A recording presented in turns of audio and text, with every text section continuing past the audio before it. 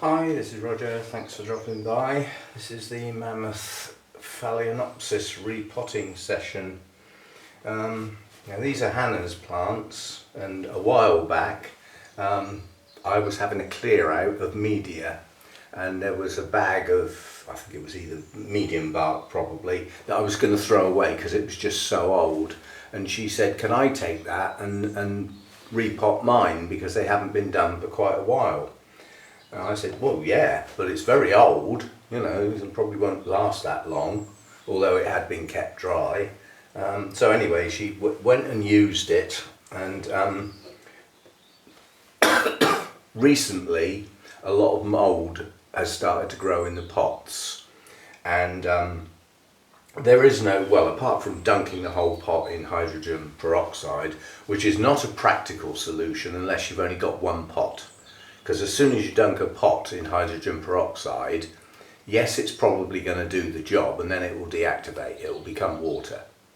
So you can't, you know, it doesn't last long enough to do a sequence of events. With a sprayer, obviously, it can work. So the idea is to just get the whole lot out of their pots, get as much of the media off as possible, spray the whole base of the plant and the root system with hydrogen peroxide to kill the mould spores, then go and clean all the pots up, and then deal with the plants. So I will do this in 2 stages for obvious reasons. Now, I could do with a better sprayer than that, quite honestly, but most of the time I'm only dealing with like one plant or maybe a couple, not a whole batch. And this sprayer is uncomfortable, to say the least, when you have to press the top down lots and lots of times, because it only squirts out a little bit at a time. I'm being very clumsy here. Right. Put that down there, so it's supposed to stay out of the light. Yeah, so we'll just get them out. Have a quick look at the roots. Are my scissors out here? No, I'll go and get those.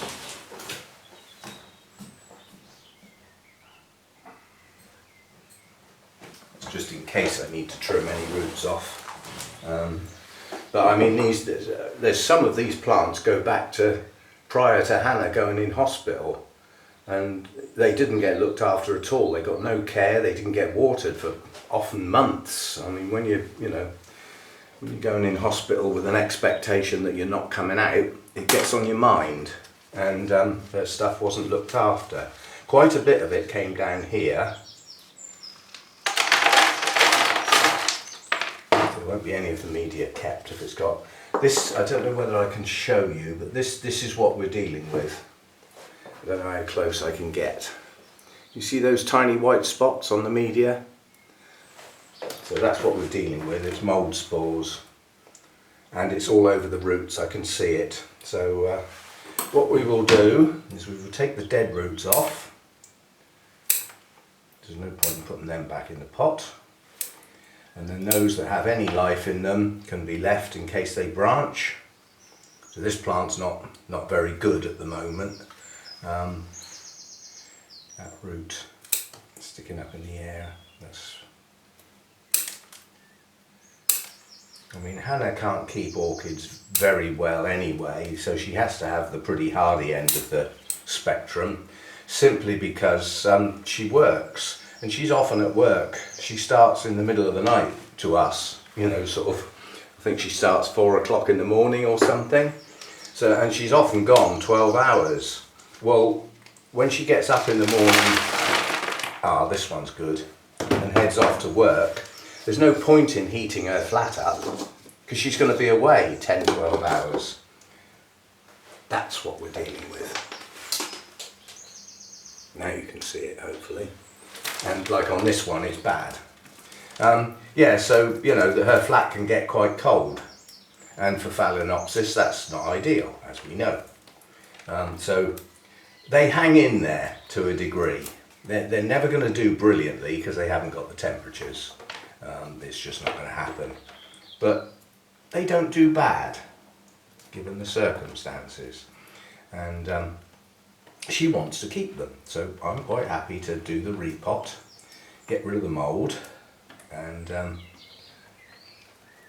get them going in some new media that hasn't got any mould in it, which should effectively deal with them okay. The old media's got to come off, because even if the hydrogen peroxide kills the mould spores, if the media stays there, there's a possibility of it coming back. So it's just no point. If the media, it's got to come off basically, so one way or the other it's got to come off, even if that loses a root or two. It's just got to come off. That's a broken root. So dead bottom to the plant, complete dead bottom to the plant. That root's broken off at the base. What are we doing now? Another piece there. Missed that one. Right. Yeah, this one is bad. So this there is one of these has got a name which will have to be maintained. But apart from that, no. Right. So that's another one. What about this little one then? That one's not too bad on the mould front. Not too bad. And it's got active roots. So it will pull on.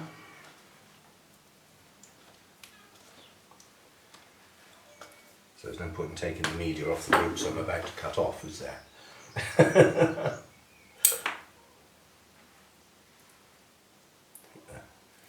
Soggy base of the plant off, give that a chance to start anew. Right, so we've got some roots left. Unfortunately that one feels like it's broken at the base. Nonetheless, we'll give it a chance. Right, so that's that one. Next, now this one has got new plants growing out of it, so there's effectively, potentially 3 plants here, a little tiny one. I think this is her very first ever orchid, this one, because it's obviously, to grow like that, it's been around quite a long time. But she did say if it won't pot with those basal growths, then take them off, because she doesn't want to lose the plant, she's had it so long. So I think what we'll do is we'll take the bigger of the 2 off as a plant, and it has got its own little root system. Not brilliant, but you know, I'm sure we've all rescued worse than that. There's even a nice new root in the middle there, which will hopefully grow on. Now it gets in some media that's not full of mouldy spores. That end's not good, that can come off.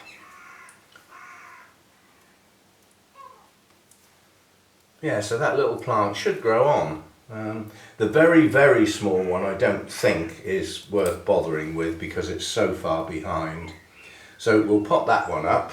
Now I need to keep these 2 together because you'll want to know that they are the same, if you see what I mean. Now this bit, most of these roots down here are not good. And if this plant's going to thrive, it needs to utilise the roots nearer the leaf base. So I'm just easing back these woody sheaths to see what we've got underneath. Have we got any nubbins, which are the start of new roots? And we have, actually. So there's potentially some new roots to come on here. So if this base goes in, I think it will do okay. So I'm going to take it off quite low down, which won't leave a lot of roots on it, but it's got to go in a pot and the new roots be given a chance.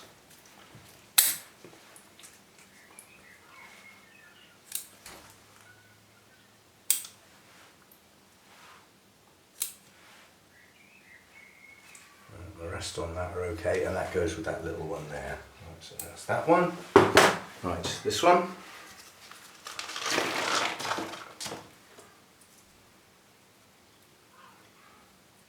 So I doubt if these have had much in the way of feed. So once I've got these potted up, they can have a good feed. Probably with some seaweed extract. It's supposed to aid root growth.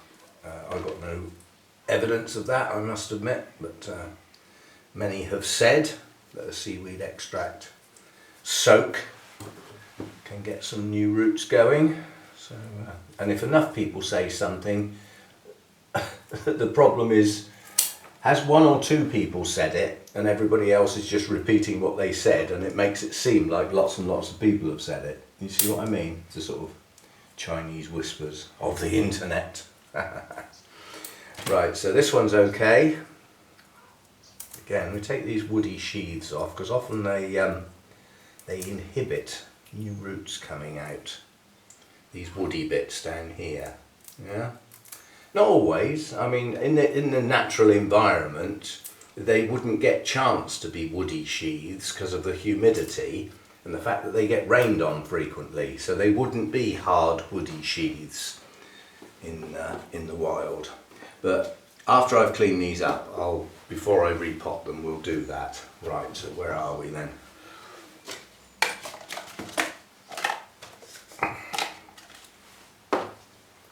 This is the last one, this is the big one. This I think is relatively new, this one, I'm not sure. So I think this was, unfortunately we've got quite a few roots coming through the bottom of the pot. They're not going to pull back through because they come through a small hole and promptly expand. But if they're live roots, they will branch back higher up. Yeah, once it's repotted, they'll just branch. So it's not the end of the world, and at the end of the day it's got to come out of the pot. So let's see what we can do. And this is the one with the name, but I'm not going to get it muddled up because it is the large one by far.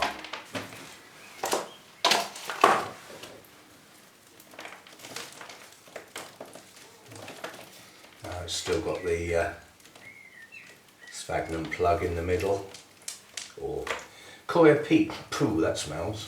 That's not good. So that was well going. It's often the case, isn't it? We've all seen that. It's going to take a bit more cleaning up, but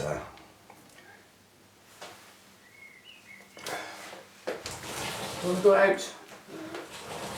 Nuisance. Won't be a minute. Scoot. It's so much easier if they had their own door like they did around the other place, but it would cost a huge amount of money to get a double glazed glass door replaced with two panels, one of which was solid so that it could have a cat door in it, and the rest of it replaced with a double glazed unit in a door that doesn't belong to me, and to put it absolutely bluntly, for cats that aren't going to be with us too much longer at their age. So it can't happen. I've accepted that I will let them in and out when they ask, when I'm here, which obviously isn't overnight, when I'm in beddy buys. So that's how it's got to be. Right, there's an awful lot of these roots are rotting at the base, unfortunately. See what we can do. Give them a tidy up.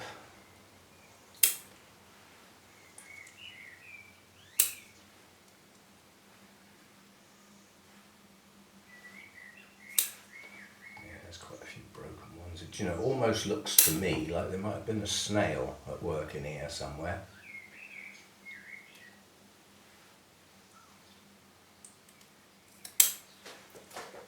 But there's more than enough roots for this plant to pick up quite quickly.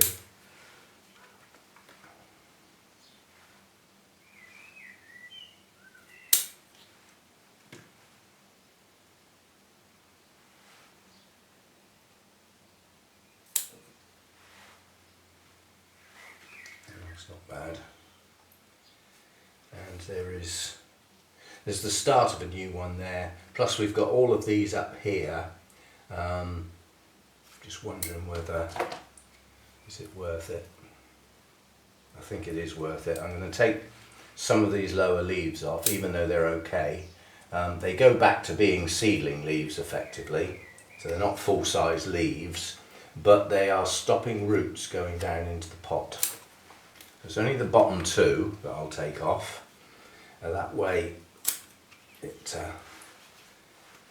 gives a clear run for some of the roots to get down into the media. And I mean, this is a strong, healthy plant. It could make do with all of those leaves taken off and just leave this plant here. But obviously the strength is in the number of leaves, supported by a decent root system. Yeah, I can see a couple of brand new roots coming out here. This should pick up quite quickly, as long as it adapts to its new media.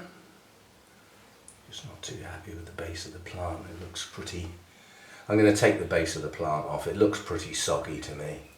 It's almost as though some rot's setting in. I know that's lost another couple of roots, but there are new ones about to come. Yeah, I'm happier with that. Gone into some solid stuff now. So there we go. That's all the plants out. And then I'll do one. Basically, what's going to happen now is I'm just going to tidy up these old flower spikes while I've got my sort of sharp scissors here. I can get right down in there and get those out. They don't look very elegant, so taking them off while I'm there.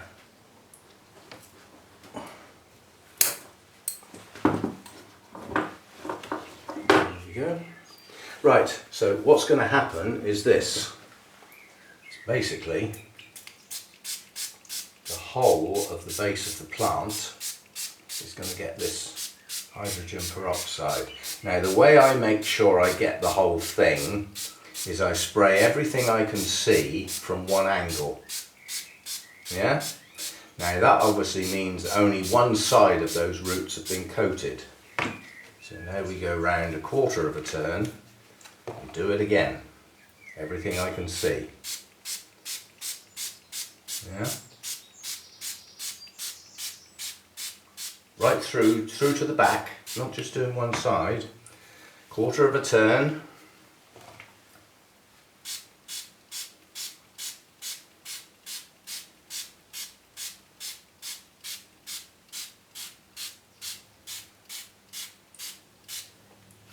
And then the last quarter, making sure I get the base of the plant. So I've done all four sides of what are in effect round roots. Now that's more than enough to do the job, right down to the tips. Now most people think, possibly correctly, that once hydrogen peroxide has done its job, it's H2O2, and it's the second O that does the oxygenation type process, and once it's done it, it drops that and becomes H2O, which as we all know is water, but has every bit of that turned to water, and I don't trust it, so I always rinse it under the tap. So I give it a chance to do its thing. You can normally tell when it's done its thing because it stops fizzing, so not long after that I always run everything under the tap. So I just want to put that down because I want to do a couple more, and then I'll go and rinse those and then come back and do a couple more, because if I try and do them all at once, the first one could have got beyond the point where it should have been rinsed, if you see what I mean, because I'm still spraying and still working on the ones that are here, and I don't want to do that. If there's a chance of this burning the roots, after all it is capable of burning, then you know I don't want to do it. I want to give these plants a good chance. So there's 6 plants, so if I do 3, then we'll go and rinse them.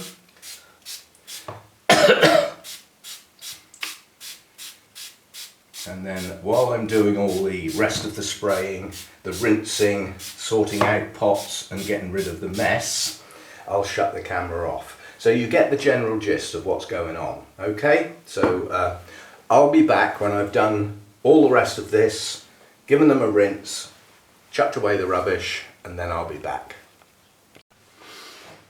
Okay, Plant's all cleaned up. They've had a wash under the tap, the leaves, and washed all the hydrogen peroxide off. The pots had a soak in bleach solution and then were washed off with hot water, or rinsed off with hot water should I say. So they're clean, reusing the same pots, because as I said they've had a good clean up. And now what we've got to do is sort out what's going in what pot. Now I would suggest that the big one goes in the big pot. Would that make sense? Yeah, possibly. Well, anyway, it is. That's where that one's going. Now we've got to work out what is the next biggest one and what went in there. And I think it might have been this one, which was the one that was leaning right over. And that's going to have two plants in the pot. So I think we'll put both of those in that pot. Those two have got to stay together because they're the same plant. Hannah might choose to separate them, but I'm going to keep them together because they started out that way. Now you have to bear in mind Hannah's perfectly capable of doing this herself, but she didn't have the stuff. The stuff's all here. Yeah? So, you know, the bark, everything was here, decent root scissors, facilities to clean the pots and everything like that. It was all here. So it was much easier to just bring all the plants down here, get them sorted out, and they'll stay here until next time she comes down. So, whenever that might be, we don't know yet. I think we're looking at this one. If you look at this one closely, it's actually got patterning on the leaves. Now this was sold as, I believe, Equestris. Is that the one with the patterned leaves, the mottled leaves? Looks a bit like some of the Phalaenopsis, sorry, Paphiopedilums. But when it bloomed it wasn't. So it's probably a hybrid with that in it, I would suspect. But it certainly wasn't the species, which was a shame actually. Especially as that was bought from Burnham's. But then, if Burnham's buy them out of bloom, they can only go by what the seller says. I'm sure I'm a plant missing here.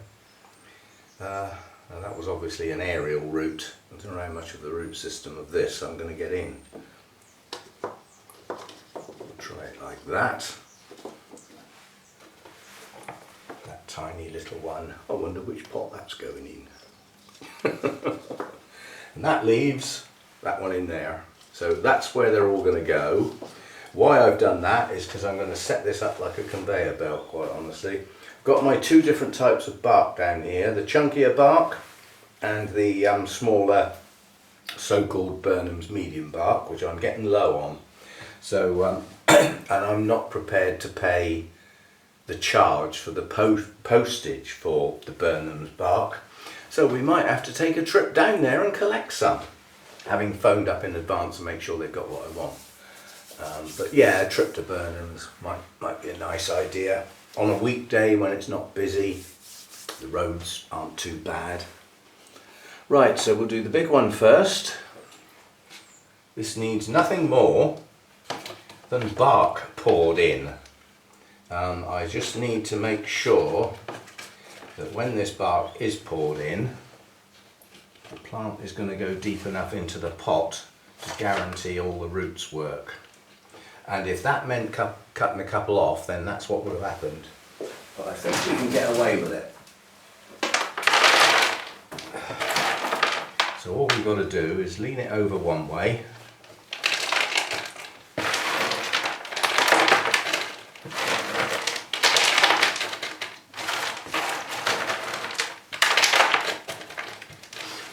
It's actually quite a large pot, this. Most of the roots are, or will end up round the edge of the pot. And with Phalaenopsis, if there's a few air gaps in the pot, normally a good shake settles the bark in and there aren't any air gaps. But if there are a few, it's not the end of the world. We've got new roots near the top of the plant. They're all going to go down in the pot. So this should set up a root system in new media very quickly. And the fact that it's come out of bark and it's going back in bark, minus any mould, it should actually establish very quickly and kick on nicely.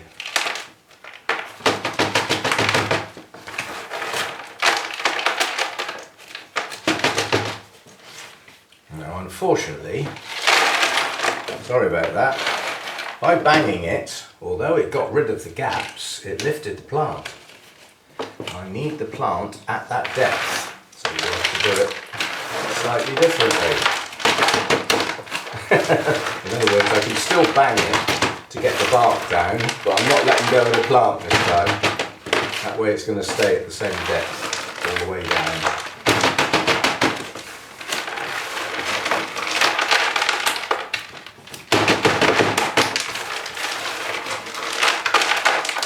And I've worked only round one side at the moment.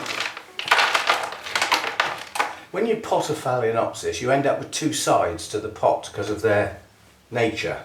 Yeah, so you've got one side where you can see the pot, and then the other side where you can see the pot. And the bit under the leaves, you've got a job to get at.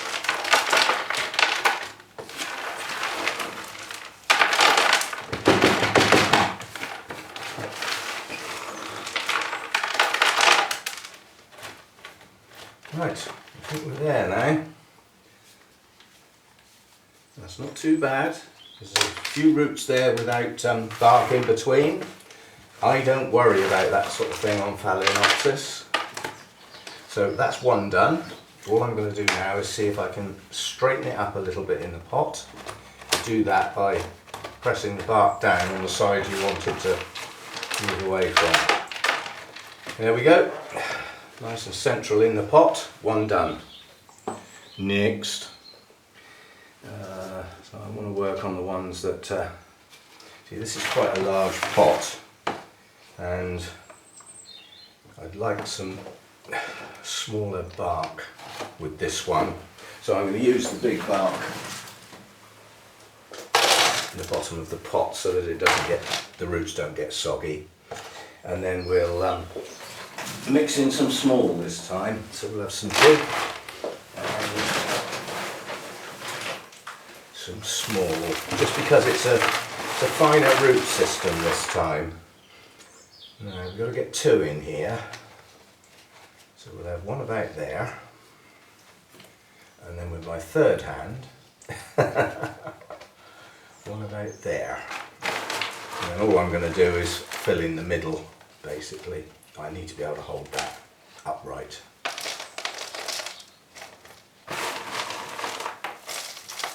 I'm only worrying about this one at the moment. Once I get enough bark in there to hold it still, I'll deal with the other one, because that one's got a very shallow root system. I can just make a hole and sit him in there.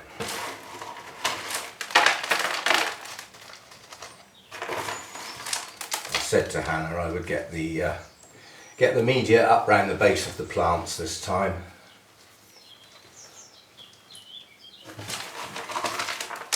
Any new roots are in contact with the media. Now these two are going to tip over the edge, aren't they? This one is not. I'm going to have to make a bigger hole basically. It's going to have to go right down in. And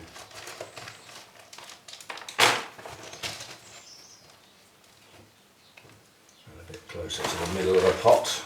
That should do it.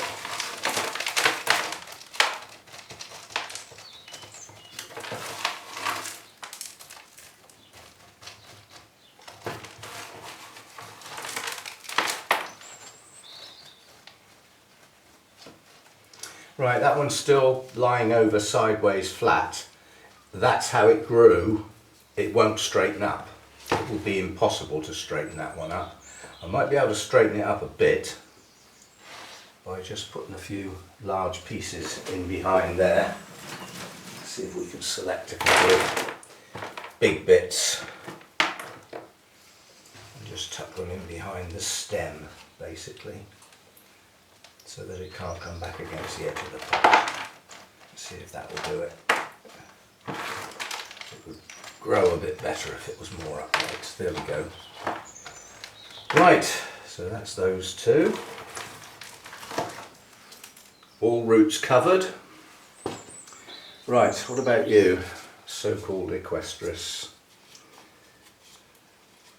Yeah, bottom leaf's torn. It's nearly off. It is off. It was a bit rotten at the base basically. So this one reasonable root system. Not that happy about the base of the plant. This leaf looks like it's coming off as well. I've got a feeling this plant's a bit rotten.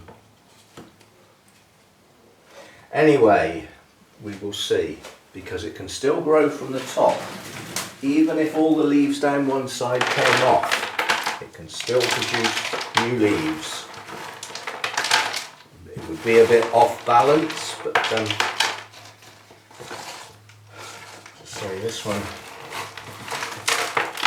the roots didn't look bad, and the plant leaves sort of look okay until you look at the base of the leaves where they join the plant, and that bit doesn't look right.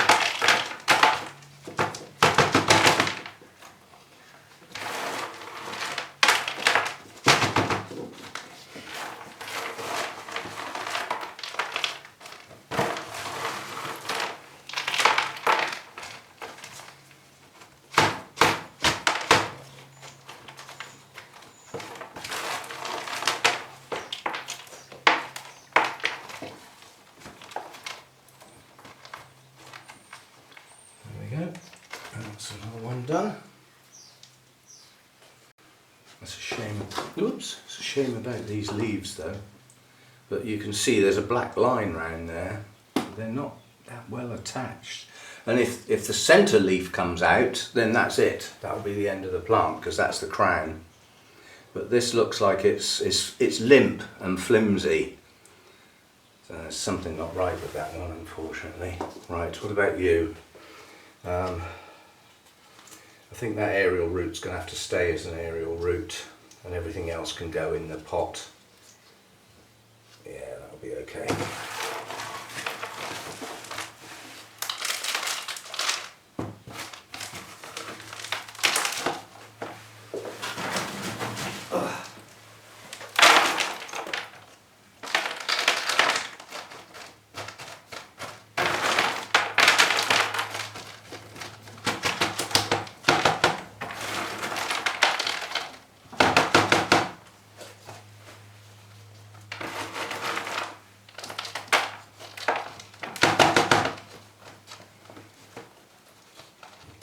A bit.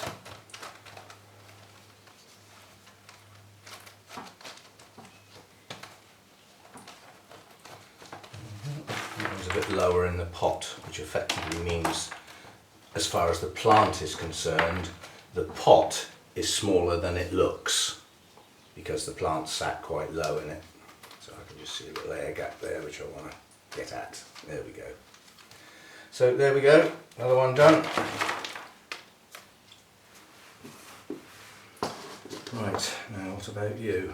That's not a bad root system for a smallish plant, which it will be nice if we can get it nearer the centre of the pot. I don't know whether it's going to behave or not, because it doesn't want to go there. It seems to want to go back over the edge. But we'll see what we can do. Get it to stay in the middle.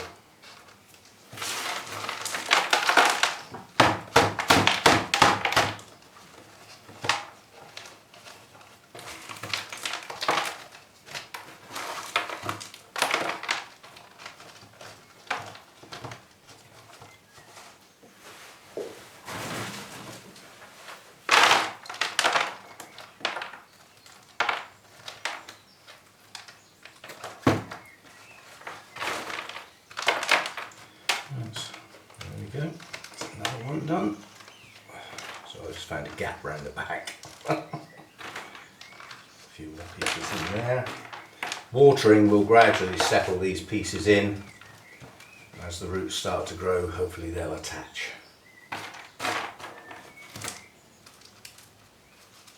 Right, that's that one done. Then we've got this little one. Roots are not that stable on this one, and because he's such a small one, he is actually a mini. I'll mix a bit of the smaller mix in with this, so that we get a sort of combination.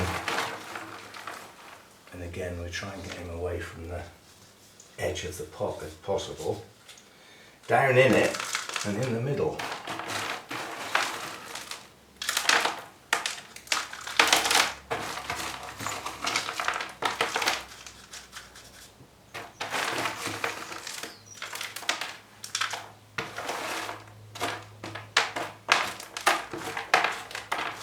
just flicking the big bits out, leaving the little bits.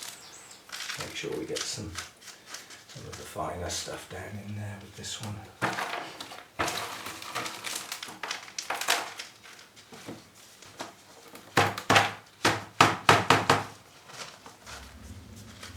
we go. That's got him nearer the middle. Oh, God, he's slipped up.